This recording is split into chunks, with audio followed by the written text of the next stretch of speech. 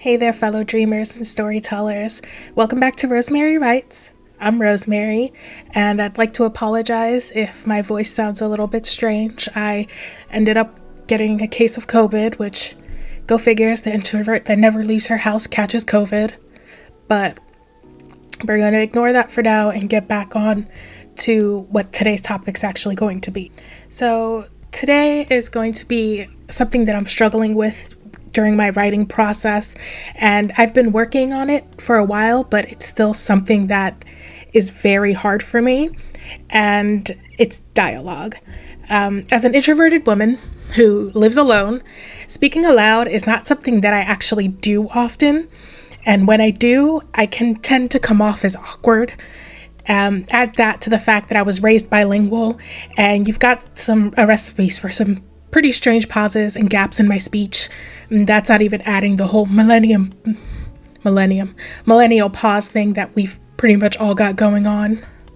It's not uncommon for me to start a sentence in English, hit a wall, and suddenly my brain is scrambling for the right word in another language.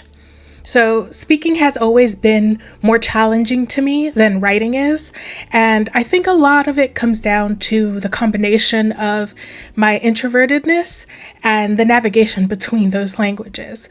It's like my brain is constantly running two operating systems, and sometimes they just don't sync up the way I want them to.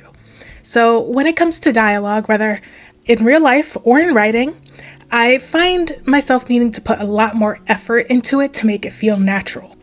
Over the years, I have read books on the art of dialogue. I've watched countless YouTube videos from writers and speakers who seem to have it all figured out, and yet it's still something that doesn't come naturally to me.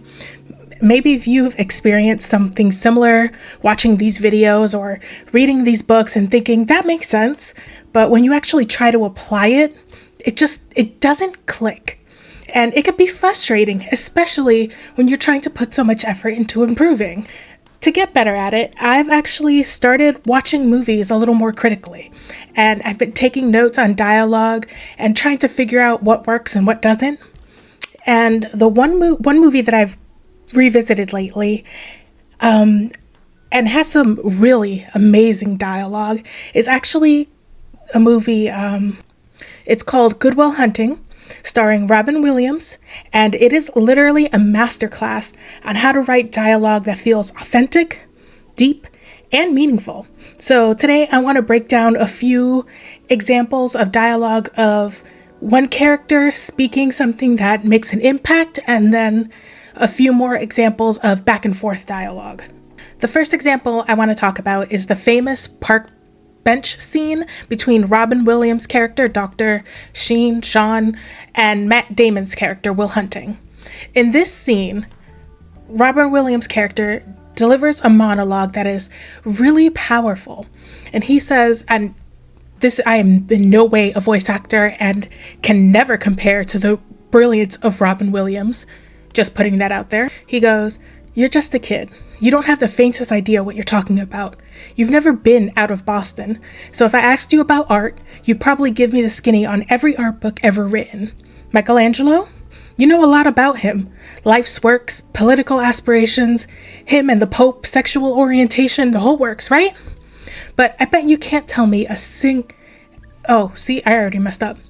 But I bet you can't tell me what it smells like in the Sixtine Chapel. You've never actually stood there and looked up at the beautiful ceiling. Never actually, I literally have it written in front of me and I'm messing it up so hard." But that dialogue, it works on a lot of different levels. First of all, it's mostly grounded in the character themselves. Robin Williams' character, his words reflect his life experience, his wisdom, his understanding of people. He's not just talking to Will. He's challenging him, forcing him to confront the limits of his knowledge and experience. The dialogue is beautifully paced. It's a monologue, but it doesn't really feel like one. It feels like a conversation, even though there's only one character speaking, because it deeply connects to Will's character arc. The use of concrete details, like the smell of the Sixtine Chapel, grounds the abstract ideas he's describing and making them feel real and tangible. So the next example of a single line that's really amazing dialogue comes from a moment later in the film where Will confronts Sean about his life choices. Will says, "You're sitting on a winning lottery ticket. You're too scared to cash it in. And that's bullshit, because I'd do anything to have what you've got." And what's brilliant about this dialogue is both in its delivery and its complete and utter rawness. Will is lashing out and projecting his own fears and insecurities onto Sean. The dialogue is direct and emotional and confrontational, but it also reveals a lot about Will's character. He's scared. He's scared of failing, scared of being vulnerable, and fear comes across as anger. And the dialogue is simple, but it's packed with so much meaning that it pushes both characters to a deeper level of honesty with themselves and each other. And I'd like to do another example that's a quieter moment in the film. When Sean is talking to Will about his late wife, he says, "People call these things imperfections, but they're not. That's the good stuff." And I am so bad at these quotes. I am so sorry. Let me try again. "People call these things imperfections, but they're not. That's the good stuff.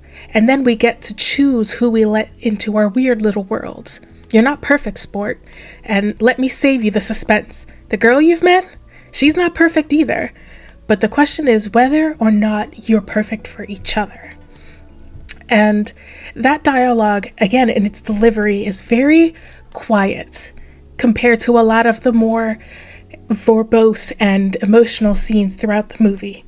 And it's a nice way to convey deep truths in a way that feels natural yet unforced. Sean isn't preaching to Will. He's sharing something deeply personal, something that shaped his own life. And this dialogue is conversational, but it's also profound.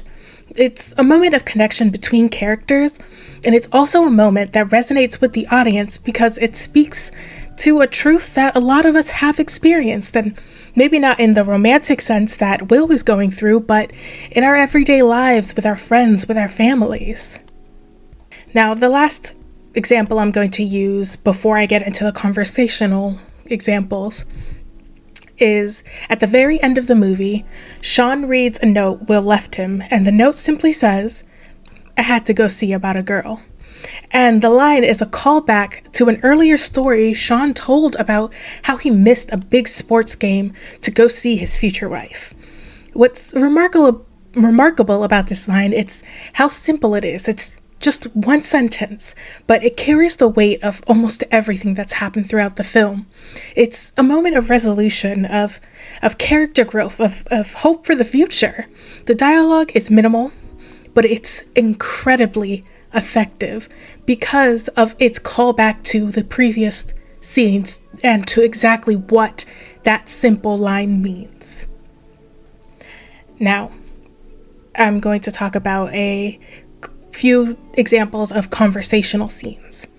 And the first one I want to talk about, it might be one of the more well-known ones, and it's the "It's Not Your Fault" scene. It's honestly one of the most emotional scenes in the film, and it's hard for a lot of us to watch because we can understand it on a very personal level.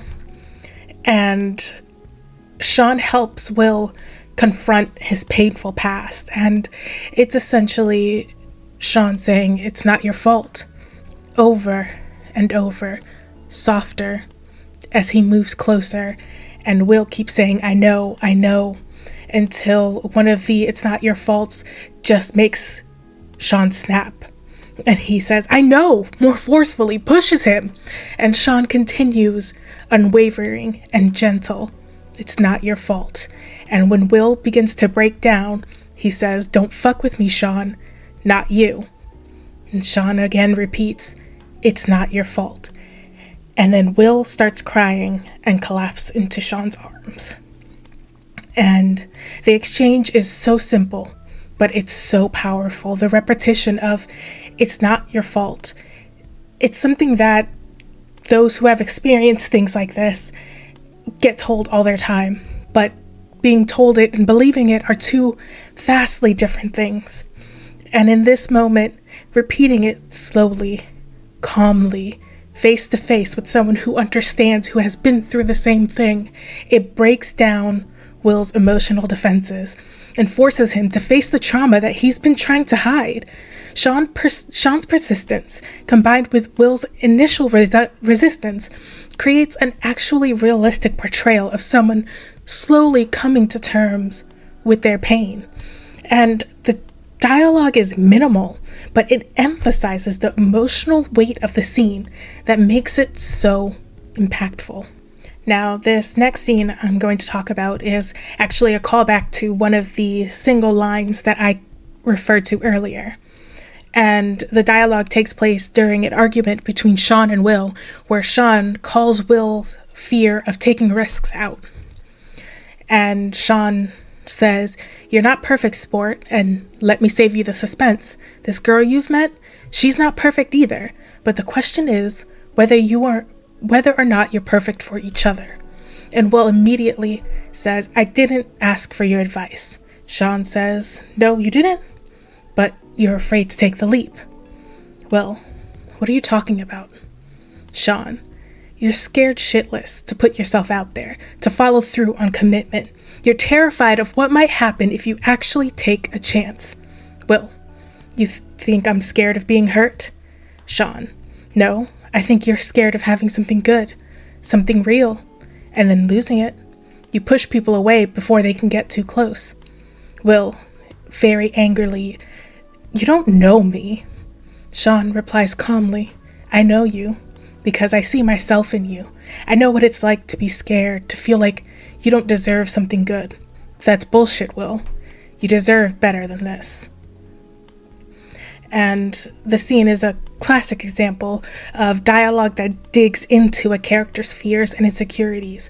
Sean here, he doesn't sugarcoat his words. He's not being gentle, because at the moment, gentle is not what Sean needs. I mean, being gentle is not what Will needs. He confronts Will, forcing him to confront his own avoidance of emotional risk. The dialogue is realistic in the way it ebbs and flows. And with Will's defensiveness clashing against Sean's calm persistence, it's a battle of wills, and each line serves to push the characters closer to a breakthrough. And once again, it's just in the minimal way the dialogue is written, it says more than if this was superfluous. It's the simplicity makes it more. Now, I'm going to do one more conversation, and this conversation is, again, something that a lot of us have experienced with something similar, where someone is trying to break through emotional trauma and trying to be a part of our lives, and we just don't know how to do it. And this is the Skylar conversation. In this scene, Will tries to push Skylar away by mocking her plans, but Skylar doesn't let him. She confronts him. And Skylar goes, "Why can't you just let me in? Why do you have to make it so hard?" Will, I don't know what you're talking about. Skylar, yes you do. You're afraid of what could happen if you let someone love you. Will, you don't know me. You don't know what I've been through. Skylar, then tell me. I want to know, but you have to let me in, Will. You have to stop pretending you don't care. Will, I'm not pretending anything. I just don't need you. Skylar, yes you do. You're pushing me away because you're scared. But I'm not going anywhere, Will. I'm not leaving just because you're trying to make it easier on yourself. Will, softening slightly, you don't know what you're asking for. Skylar, maybe not, but I'm willing to find out if you'll let me. And again, this is a scene that those who have had trauma in their pasts might have been lucky enough to have a conversation with someone, or someone tried to push this conversation on them before they were ready for it. But in this exchange, it works because the dialogue reveals the vulnerability of the characters. Will's attempts to push Skylar away are met with her persistence and her genuine care. The conversation is realistic because it captures the complexity of human emotions, the fear, the love, the desire for the connection. Skylar's willingness to confront Will's fears head on, and Will's gradual softening to slow the process and breaking down the emotional barriers in the relationship. Now, watching Good Will Hunting and analyzing its dialogue has actually been kind of incredible. It's been an experience, and as I'm working to improve my own understanding of how dialogue functions in storytelling, it's just what makes the dialogue in this movie in particular so effective isn't just the words themselves, but how they're used to reveal characters, to convey emotions, and to drive the narrative forward. It's about rhythm, pacing, and the way the dialogue is rooted in the character's experience and perspectives. For someone like me who doesn't speak aloud often and who struggles a lot to find the right words, it's inspiring to kind of see how dialogue can be crafted so carefully and yet feel natural. It's a reminder that even though dialogue can be challenging, it's also one of the most powerful tools we have as storytellers. Now, something else that has come to my attention as I've been doing this is in my storytelling, I'm always afraid that there's not enough dialogue, that there's not enough talking going on. And I have come to realize that there doesn't need to be excessive amounts of dialogue. It just doesn't. So long as everything is conveyed properly, I don't have to worry about adding dialogue just for there to be dialogue. That it would actually cheapen everything that I've worked for if I do something like that. And that is me closing out today's episode. And if you're like me and you're working on your own dialogue, whether it's in your writing or everyday speech, I would encourage to watch movies like Good Will Hunting with a critical eye. Take notes, break down scenes, and think about why the dialogue works or why it doesn't. It's a process and it takes time, but it's worth it. At least I believe it's worth it. Well, either way, thank you for joining me on this episode of Rosemary Writes, and I hope you found the discussion about dialogue helpful. And I do apologize for my horrible reading, even with the exact words in front of me taken word for word on the script that I have. I still found ways to horribly screw it up. But thank you for coming. Thank you for sticking around if you have this long. And I hope to hear you, or for you to come by for the next episode where I'll be talking Studio Ghibli, Kiki's Delivery Service, and just a little bit about Howl's Moving Castle. Bye.